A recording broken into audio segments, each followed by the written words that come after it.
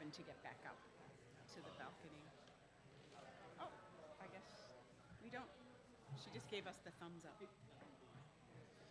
right, do people have a path if they want to get by? I guess behind you.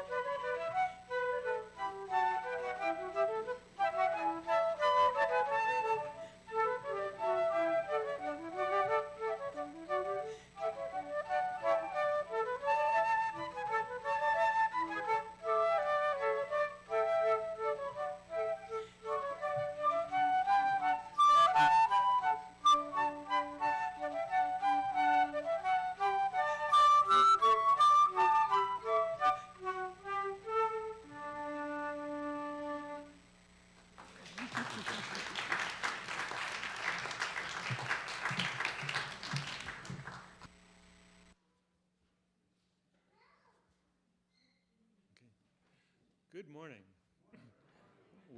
Welcome to the Unitarian Universalist Church of Reading's Sunday worship service. My name is Andy Gottschall. Is it on? Hello, hello. You hear me? Yes, okay. Let's start again.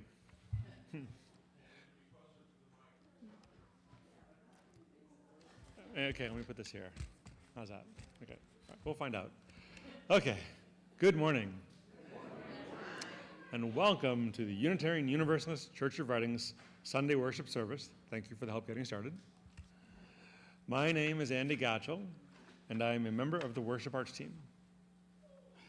My pronouns are he and him. We welcome you here today as we join together to create a space where we nurture and explore individual spirituality, build a committed and loving community, and help heal the world.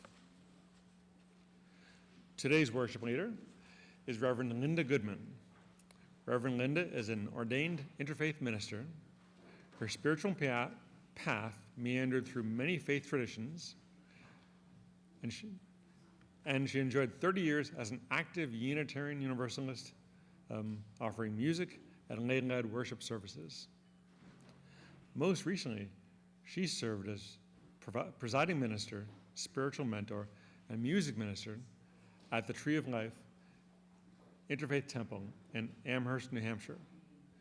Now retired from full-time ministry, she is more actively enjoying a circuit of guest ministry at UU churches throughout New England. If this is your first time with us, We're really happy you have joined us. Please visit our webpage to learn more about our beloved community. There you can connect with our staff and see more of the things we have to offer. For those with us here in the sanctuary this morning, please speak to any one of us you see in the chancel following the service in Fellowship Hall, where we'll all be gathering for a social hour, but there is actually no coffee. Sorry.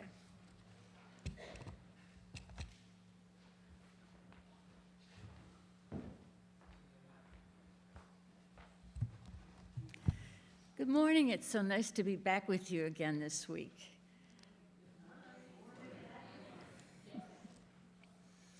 I offer these opening words to the poem Eagle by Joy Harjo, the U.S. Poet Laureate of the Muscogee Nation. To pray, you open your whole self to sky, to earth, to sun, to moon, to one whole voice that is you, and know that there is more that you can't see, can't hear, can't know except in moments steadily growing and in languages that aren't always sound, but other circles of motion. Like eagle, that Sunday morning over Salt River, circled in blue sky, in wind, swept our hearts clean with sacred wings. We see you, see ourselves, and know that we must take the utmost care and kindness in all things.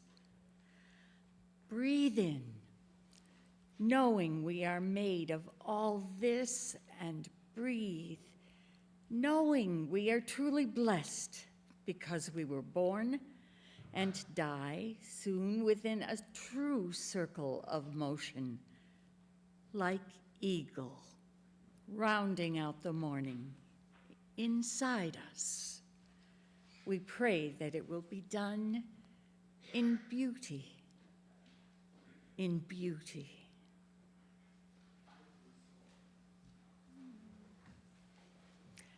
As we light our chalice this morning, with Unitarian Universalists all around the globe, I invite you to call into your heart the flame we kindle this morning. The flame of truth, of community, of commitment to love and to justice. So please join me in reciting our chalice lighting words, which can be found on the laminated sheets with the hymnals behind the pews. In the light of truth, the warmth of community, the fire of commitment, we gather this day. May the flame we now kindle be to us a symbol of the holiness we seek. Each week, we recite our children's affirmation as a reminder of the most important elements of who we are. Young people, would you like to come help lead us and come forward now? Please join me in reciting these words. We are Unitarian Universalists, the Church of the Open Mind, and the helping hands.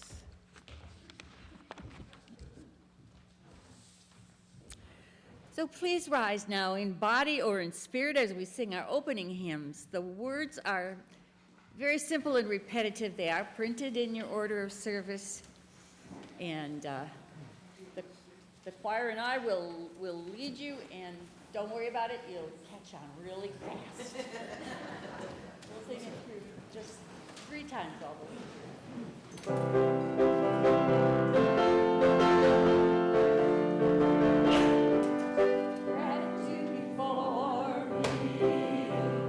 Gratitude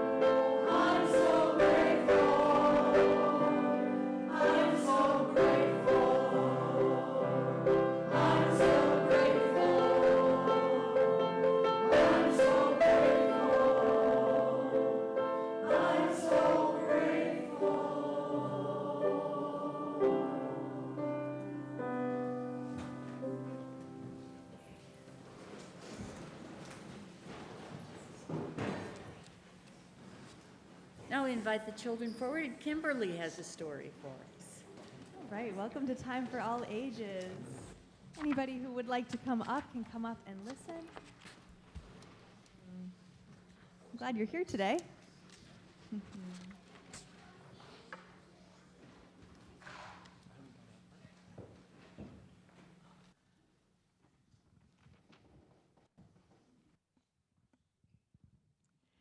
Today, our guest minister, Reverend Linda, is talking about the true history of the first Thanksgiving and the culture of the Wampanoag people today.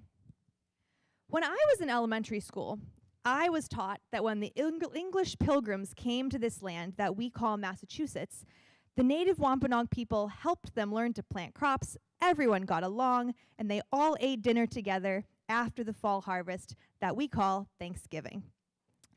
Now, if a group of people decided to move into your backyard without asking and start eating your food, do you think your parents would just let it happen and you'd all have dinner together? Probably not. Although the Wampanoag people and the Pilgrims did sit down for a meal together once, there was a lot of fighting before and after that one dinner. I now know that their relationship was not as peaceful as I was once told. What is true is that giving thanks was and is part of the Wampanoag people's daily life. They don't just have one day a year to say what they're grateful for. Gratitude is incorporated into everything they do. Every time they drink water, hunt, fish, and harvest a plant, they give thanks. They understand that when we respect the earth, she gives us her gifts, and we give her our gratitude in return. Before a Wampanoag person picks a plant, they ask permission and listen for the answer. When they experience the beauty of nature, they give an offering of thanks. This offering might be a prayer, a song, a dance, a seed, or a stone. Well, I have a story from our Soul Matters curriculum about respecting our food, and it's called The Salmon Boy. It's from the Haida people who live in what we now call Alaska. For the Haida and many other indigenous peoples, salmon are more than food. They're teachers, relatives, and beings who give themselves so that others may live. All right, are you ready for the story? Yeah. Many years ago, there was a young boy among the Haida people who had no respect for the salmon he ate. From the time he was very little, he was taught that after eating his fill, whatever was left over of the salmon, including all the remaining bones, should be returned to the river. The salmon who swam upstream had offered their bodies for food. By returning the bones to the water, the circle of giving and receiving would continue. The salmon meant life to the people. The people showed respect for the salmon through prayer and reverence. And by doing this, the circle would not be broken. But the boy didn't care. He would carelessly step on the bodies of the salmon that were caught by the stream, and after eating his fill, he wouldn't think twice about throwing the bones onto the ground and into the surrounding shrubs. Many times, his parents and the villagers told him the spirits of the salmon were not pleased. He must not break the circle of taking from the river and giving back a gift in return. But the young boy didn't listen, nor did he care. This made the spirits of the salmon very sad. One day, when his mother had prepared a hearty meal of salmon, the boy shoved it away in disgust. He threw it on the ground, even though the meat was good. Then he went down to the river to play with the other village children. But as he stepped into the river, the current swept him off his feet, and he felt the rapids pushing him into a deep hole. He could not swim, nor could he escape. He sank to the bottom and drowned. And as he sank to the bottom, the spirit of the salmon people, moved to his side. They had left their bodies for the animals and the people to eat, and the spirits were returning to the ocean. They were not angry with the boy for how he treated their bodies. They would take him to the ocean so he could fully understand who they were and how to respect them. The spirit of the child went with the salmon people. When the salmon people reached their home in the ocean, they appeared like humans. Their village reminded the young boy of his own village. There were children playing and laughing next to a stream. The young boy began to learn many things from the salmon people, and he was ready to listen. When he was hungry, the salmon people told him, "Go to the stream and catch one of the children." You see, the children were actually salmon who were swimming in the stream. But he was also cautioned that once he'd finished his meal, he must return the bones and everything he did not eat to the river again. Think he's going to do it this time? The salmon people told him that if he obeyed, then their child would come back to life again. This time, the young boy was respectful of the salmon he ate. He always remembered to return the bones to the water, and each time a child came back to life again. After the winter months had passed and the spring rains were beginning, it was time for the salmon people to return to the rivers where they once had come. The boy swam with the salmon people, and as they swam up the river and past his own village, his very own mother caught him in her net. He felt himself being tugged to the shore, and he remembered what she had tried to teach him when he was still a boy. He thought about all he learned from the salmon people. When his mother had pulled him from the net, even though he was in the shape of a salmon, she noticed a copper necklace that was around the head of the salmon. It was the same necklace she had given her son. She carried this salmon boy back to her wigwam. She spoke gently to him and held him close. Gradually, the boy slowly began to shed his salmon skin.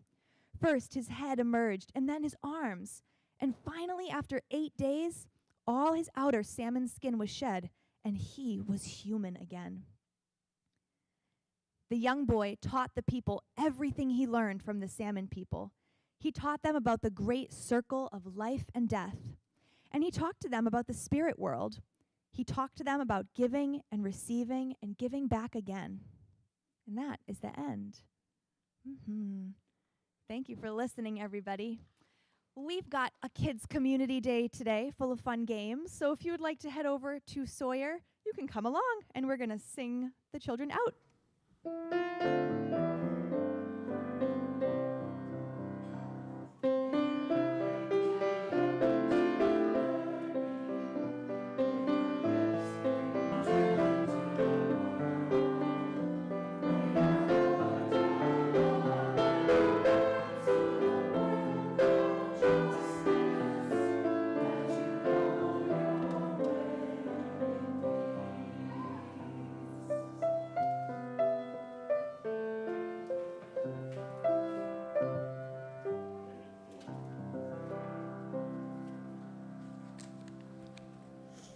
We take time during our service to light our candles of community, peace, and justice.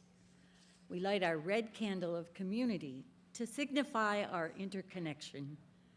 Wherever you are in time and space, newcomer or longtime member here in the sanctuary, or joining us virtually, we light this candle holding you in love.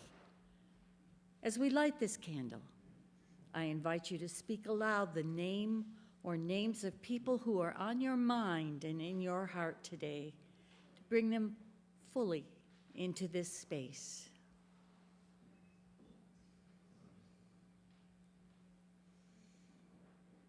Karen.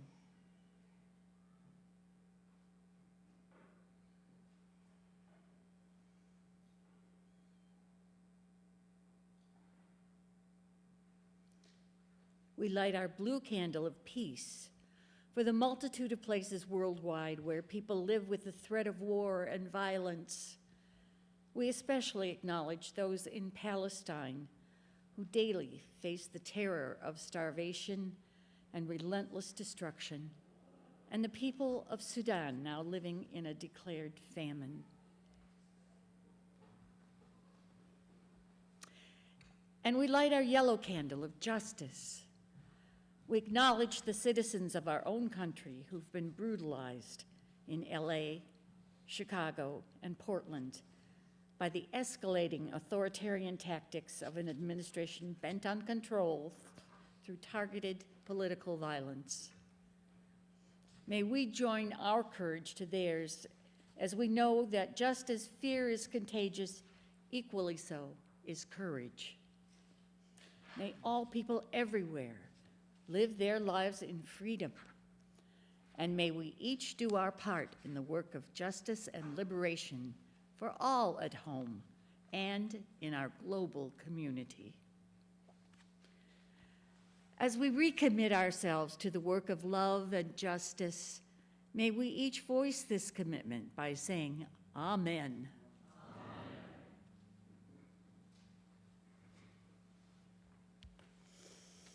I offer this prayer, which was written by Slow Turtle, the supreme medicine man of the Wampanoag Nation. Great Spirit, I thank you today. Mother Earth, I thank you. Grandfather Sun, I thank you. I offer thanks to the four directions, to the east, to the south, to the west, to the north. I thank you for all my relations.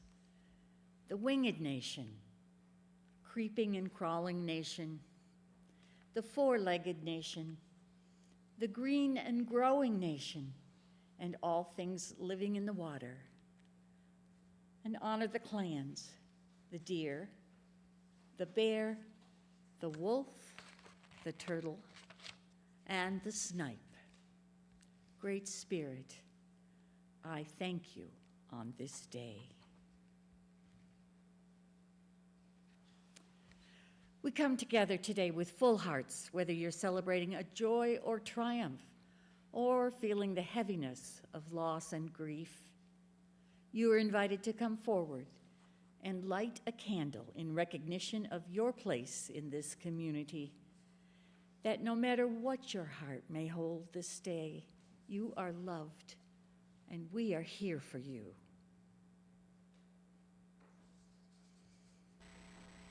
The worship associates,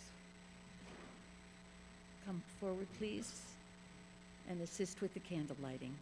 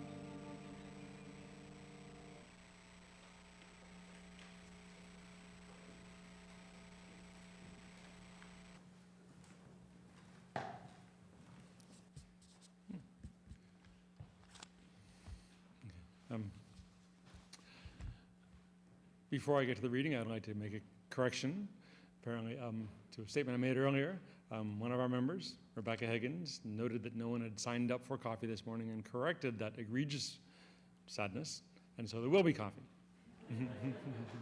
Okay. Because really, you church without coffee just anyways. Okay. So the reading today is by an Anishinaabe activist named Winona LaDuke.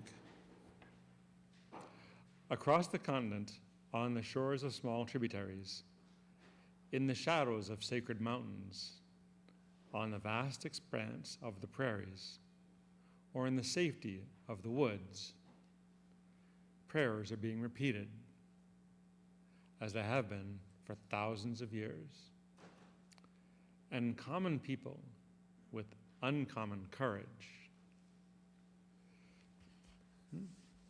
and the whispers of their ancestors in their ears, continue their struggles to protect the land and water and trees on which their very existence is based.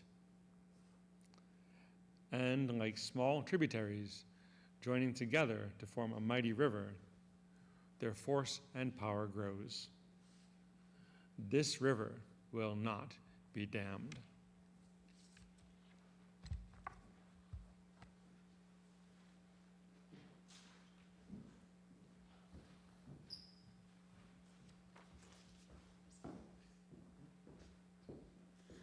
Good morning. Just wanted to let you know that we're going to sing an anthem next. It's not in the order of service, but it's in the script, so everybody's prepared. And Reverend Linda is going to join us in the choir, so we're really grateful to have her voice joining us. And we're also going to have Ruth Clogston playing the flute obligato part that goes with the choir. The name of this piece is called Seasons.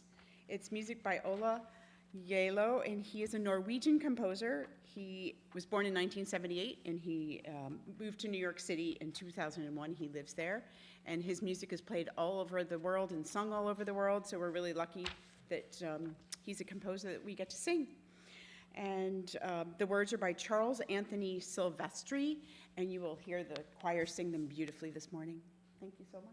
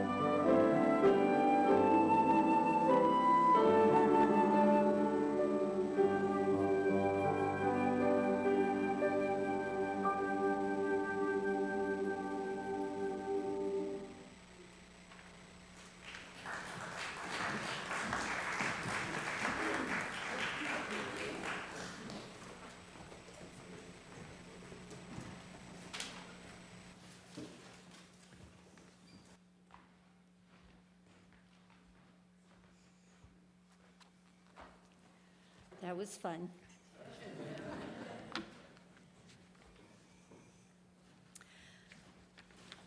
This will be sort of a continuation of the story for all ages. The Thanksgiving story that we tell, that we all grew up with, is about a group of brave pilgrims crossing the ocean in search of a new world where they might find religious freedom. They were welcomed by the natives who helped them to survive. After enduring many hardships, they survive a harsh winter and prepare a feast from their successful harvest and invite their neighbors, the Wampanoags, over. And everyone sits down together and enjoys a celebration of peace and abundance.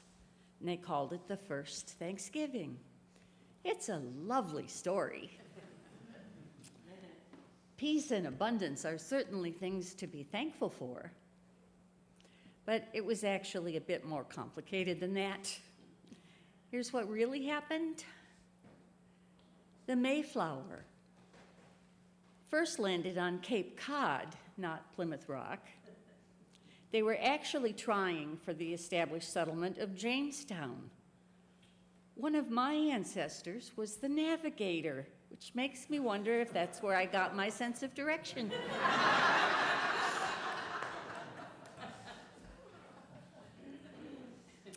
A scouting party set off to find the best place for a settlement, and they landed on what is now Plymouth. And there they found rich land already cleared and ready for spring planting. What they didn't realize was that the land was cleared because it had been occupied by the Pequot tribe of the Wampanoag Nation. The Pequot who cleared those fields had been wiped out by a disease brought by a French sailor who was part of a crew shipwrecked on Cape Cod. And it spread through New England like wildfire, killing as much as 75% of the native population and all of the Pequot. The Pilgrims, who found only skeletons of the previous inhabitants, considered it an act of providence that these people had been wiped out. They left the land clear for the Pilgrims to settle and stores of food that they'd harvested and put away. Robbing the graves of the Pequot is what got the Pilgrims through their first winter. The new world that they came to establish was actually pretty old. It had already been home to the indigenous people of the east coast of Turtle Island for roughly 12,000 years or so. The Pilgrims were not immediately welcomed by the natives. In fact, they didn't see more than an occasional glimpse of natives at the edge of the clearings. Both sides were a little bit distrustful, nervous around their neighbors. It didn't help that the Pilgrims' tools sometimes disappeared from the fields when they left them behind to take a lunch break. One day, a lone native man walks right into the settlement. He was greeted by men with muskets. He said, "Welcome, English, welcome. Can I have a beer?" The Pilgrims were amazed that he spoke English. The man was Samoset, an Abenaki from Maine. He was visiting Massasoit, the head chief or sachem of the Wampanoag, the people of the first light. He'd learned some English from the English fishermen who came to the coast of Maine. The Samoset's English was not that good, and communication was difficult, but he did know of another native who spoke better English and arranged to bring him over for a chat. It turns out that this man, Tisquantum, or Squanto, was the last living Pequot. He survived the epidemic because he was in England when it swept through. He'd been stolen by an English trader and sold as a slave in Spain. With the help of Spanish Jesuit priests, he escaped and he wound up in England. And years later, he managed to sail home on an English ship that landed near Plymouth. Imagine coming home only to find your entire tribe gone. Only skeletons remaining. And the Pilgrims living literally on the graves of your people. Finding himself the sole survivor of the Pequot people, Tisquantum wandered around New England, spending some of his time acting as a translator and some of his time with the other Wampanoag tribes. Massasoit didn't trust Squanto and kept a watchful eye on him. But when Somerset came back from his pilgrim visit, he had an idea. The neighboring tribe of Narragansett had somehow been missed by the plague, leaving the weakened Wampanoag vulnerable to encroachment. He took Squanto to help him negotiate an alliance with the Pilgrims. The Pilgrims had also lost half their original number and were vulnerable as well. The parties agreed to not harm each other and to come to each other's aid if attacked by enemies. And coincidentally, some of the settlers' missing tools reappeared. A little-known fun fact is that Tisquantum was not likely the name given to Squanto at birth. It means rage, and specifically the rage of the Great Spirit, Manitoba. So when Squanto greets the settlers saying, "Welcome, I am Tisquantum," he is saying, "Welcome, I am the wrath of God." Nevertheless, it was agreed that he would stay with the settlers and teach them how to survive. After all, food taken from the stores of the dead Pequot would only last so long. From England, they had brought wheat to plant, but wheat never had and still does not grow in the sandy soils of our eastern shores. So Squanto showed them how to plant corn, beans, and squash, and how to fertilize them with dead fish, and how to gather and store the native meats, foods, and medicinal plants. They would not have made it without him. There is no historical record of settlers inviting the natives to feast, celebrating their harvest. Massasoit just happened to be in the neighborhood with 90 of his men, all with weapons. The nervous Pilgrims marched around firing their muskets, as though to say, "We may be outnumbered, but we have guns." So after this mutual pissing contest, both sides were satisfied and settled down to drink and play games and eat and complain about the Narragansett. The women were alarmed. They had no idea how to feed so many guests. But the natives went off into the woods and brought back 5 deer, some mussels, turkeys, duck, muskrat, and snipe to add to the potluck. And the so-called First Thanksgiving occurred in the fall of 1621. Peaceful relations were short-lived. Within 50 years, the treaty had been broken. The natives had had enough of having their lands taken and their culture disrespected and the genocide of their people. So led by Massasoit's son Metacom, who the English called Prince Philip, the Wampanoag carried out a series of raids in Swansea and Plymouth County, murdering colonists, pillaging and destroying property. King Philip's War is considered the deadliest war per capita in U.S. history, even more so than the Civil War.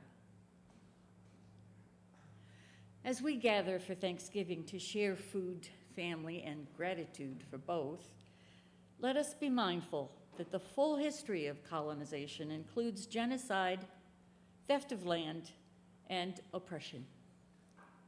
Indigenous peoples in America recognize Thanksgiving Day as a day of mourning. Since 1970, there's been a gathering at Plymouth Rock to commemorate the National Day of Mourning. It started in 1970 when Wamsuta James, a Wampanoag Indian, was invited to speak at an annual reenactment of the first Thanksgiving held at Plymouth Rock. He was not allowed to give the speech he'd prepared, so he withdrew from the event. And this repressed speech became the foundation of the National Day of Mourning. This is an excerpt. Today, we must work towards a more humane America, a more Indian America, where men and nature once again are important, where the Indian values of honor, truth, and brotherhood prevail. You, the white man, are celebrating an anniversary. We, the Wampanoags, will help you celebrate in the concept of a new beginning. It was the beginning of a new life for the Pilgrims. Now, 350 years later, it's the beginning of a new determination for the original American, the American Indian. There are some factors concerning the Wampanoags and other Indians across this vast nation. We now have 350 years of experience living among the white man. We can now speak his language. We can now think as the white man thinks. We can now compete with him for top jobs. We're being heard. We're now being listened to. The important point is that along with these necessities of everyday living, we still have the spirit. We still have the unique culture. We still have the will. And most important of all, the determination to remain as Indians. We are determined, and our presence here this evening is living testimony that this is only the beginning of the American Indian, and particularly the Wampanoag, to regain the position in this country that is rightfully ours. End quote. The Wampanoag people had always had many seasonal Thanksgiving celebrations long before the arrival of the colonists. As hunters, gatherers, and farmers, they celebrated throughout the year according to what was most plentiful that season. As for Thanksgiving, for the Native American, giving thanks is a part of everyday life. Quote, we as Native people traditionally have Thanksgivings as a daily ongoing thing, unquote, says Linda Coombs, Associate Director of the Wampanoag Program at Plymouth Plantation. Quote, every time anybody went hunting or fishing or picked a plant, they would offer a prayer or acknowledgement, unquote. It's believed that the earth is not a commodity. We give her our respect. She gives us her gifts. We give her our gratitude. As long as we live in harmony with all creation, we are sustained by her gifts. We are grateful. When we greet a new day, we offer thanks. When we drink water, we offer thanks. When we pick a plant, which we only do if we have asked permission and listened for the answer, we offer thanks. A reverend friend of mine was taking her granddaughter out into the trees and into nature and inviting her to pick up something to bring back, to put on her altar and to be grateful for. And she reminded her, as she'd done many times before, but before you take something, you must ask permission of it. And her granddaughter rolls her eyes and says, Grandma, I've already asked permission of this whole woods, it's fine.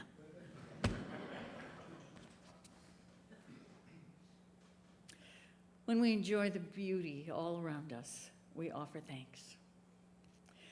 We might offer a gift in return, a stone, a seed, a bit of cornmeal or tobacco.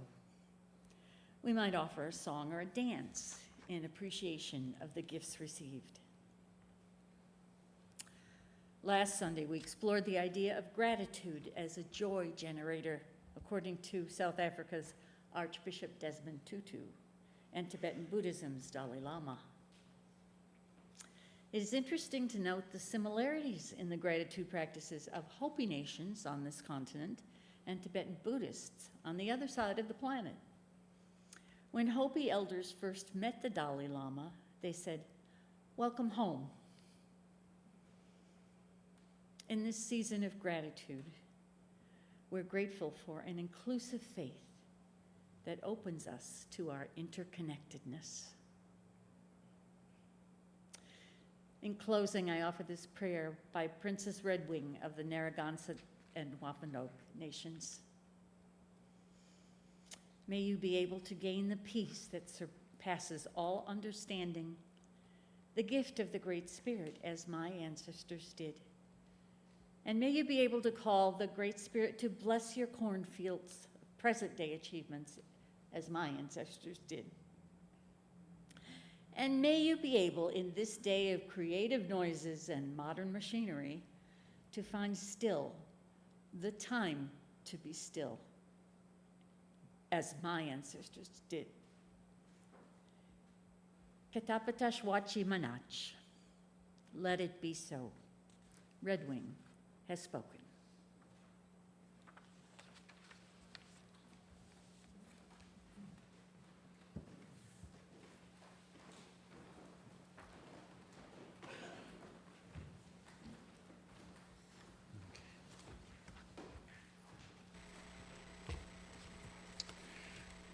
Each Sunday, UCR gives away half the money received in the collection plate to a nonprofit organization that shares our UU values. It's a simple yet powerful way for each of us to help heal the world. Our Share the Plate recipient for November is the UUSC Guest at Your Table.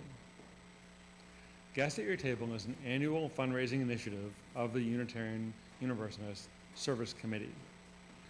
UUSC works together with an international community of over 50 grassroots partners to advance human rights and social justice in more than 20 countries. Countless individuals around the world benefit from the work that the member congregations make possible. Please give generously to our Share the Plate offering to support both Guests at Your Table and the mission of UUCR. If this is your first time with us, please let the plate pass you by. Your presence is gift enough.